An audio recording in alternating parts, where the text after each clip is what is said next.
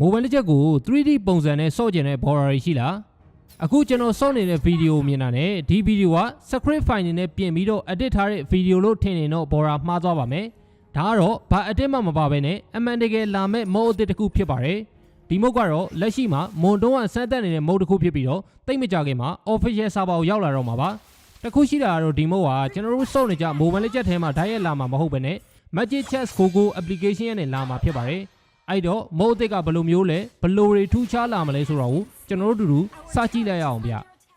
ဒီ mode အသစ်ရဲ့နာမည်ကိုတော့ Gogo Mobile လို့နာမည်ပေးထားပြီးတော့လက်ရှိမှာတော့ Magic Chess ရဲ့ advanced server မှာစမ်းသပ်နေတာပါအလွယ်ပြောရရင်တော့ဒီ mode က Magic Chess game တွေက Mobile Legend အသေးစားလေးလို့ပြောလို့ရပါတယ်ကျွန်တော်တို့အရင်တော့ Mobile Legend ထဲမှာ Magic Chess ပါခဲ့တယ်လို့ပဲအခု Magic Chess ထဲမှာ Mobile Legend ပြန်ပါတာဖြစ်ပါတယ်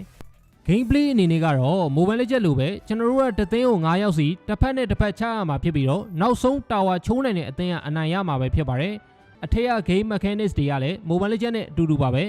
ကစားရမယ့်မြေပုံကလည်း Mobile Legend တွေကတပုံစံနဲ့ဖြစ်ပေမဲ့ Mobile Legend တွေကလို့အပေါ်စီးကနေဆော့ရမှာမဟုတ်ပဲနဲ့ကျွန်တော်တို့က TikTok မှာတွေ့နေသလို 3D view နဲ့ဆော့ရမှာဖြစ်ပါတယ် 3D view မလို့အစပိုင်းကမျက်စိလည်နိုင်ပေမဲ့စိတ်မပူပါနဲ့ setting ထဲမှာ zoom in zoom out ဆွဲလို့ရပါသေးတယ် 3D view ကိုဆော့နေကြမဟုတ်တော့အစပိုင်းမှာနည်းနည်းလေးခေါင်းမှုပဲမဲ့နောက်ပိုင်းမှာတော့အဆင်ပြေသွားမှာပါဒီ mode ကဗျာ Magic Chess Gogo ရဲ့ mobile ဖြစ်တဲ့အတွက်ကြောင့်မလို့ Mobile Legend တွေကလို့ပုံမှန် hero တွေနဲ့ဆော့ရမှာမဟုတ်ဘဲနဲ့ချစ်စရာ commander လေးတွေအနေနဲ့ဆော့ရမှာဖြစ်ပါတယ် commander လေးဆိုပြီးတော့အထင်တော့သွားမသေးလိုက်နဲ့နော်တကယ် Mobile Legend hero တွေလိုမျိုး skill တွေအပြည့်ပါပါတယ် basic attack လား skill 1လား skill 2လား ultimate လားအကုန်ပါပါတယ်မခန့်တာဗျာ recall တောင်ပါပါသေးတယ်ပူဝိမိုက်တာဗျာ hero တွေရဲ့ပုံမှန် skill တွေပြင် jet skill ဆိုတဲ့ skill လေးတစ်ခုအပေါ်ပေါ်လာမှာဖြစ်ပါတယ်ကိုကဗျာ 3D view နဲ့ဆော့ရမှာဖြစ်တဲ့အတွက်ကြောင့်မလို့ကျွန်တော်တို့ကကြောက်တောင်နေအတားအဆီးတွေကိုကြော်ရင်ဒီ skill လေးသုံးပြီးခုန်ကြော်ရမှာဖြစ်ပါတယ်ဒီ skill သုံးပြီးတော့ကြောက်တောင်နေပေါ်တက်လန်ရပါတယ်သူ့ရဲ့ခူတောင်းကတော့2စက္ကန့်ပါပဲ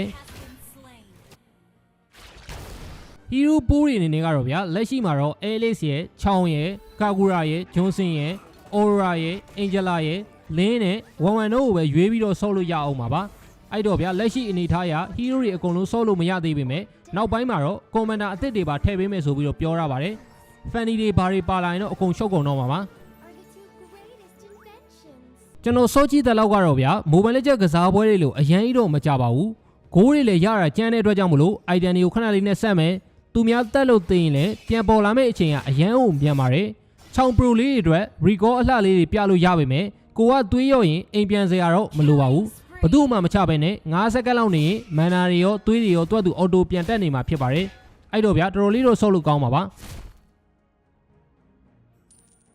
အဲ့တော့ဘော်ရာတို့ရောဘလို့ထင်လဲဒီမုတ်ကိုဆော့ကြည့်ခြင်းလားနောက်ထပ်ဘယ်ကွန်မန်နာတွေထပ်ထည့်စေခြင်းသေးလေးဆိုတာကို comment မှာမှန်းသွားပေးပါအောင်ဗျာအဆုံးထိကြည့်ရတဲ့ဘော်ရာတွေအားလုံးကိုလည်းကျေးဇူးအများကြီးတင်ပါတယ်ခင်ဗျာ Our turret has been destroyed. Defeat.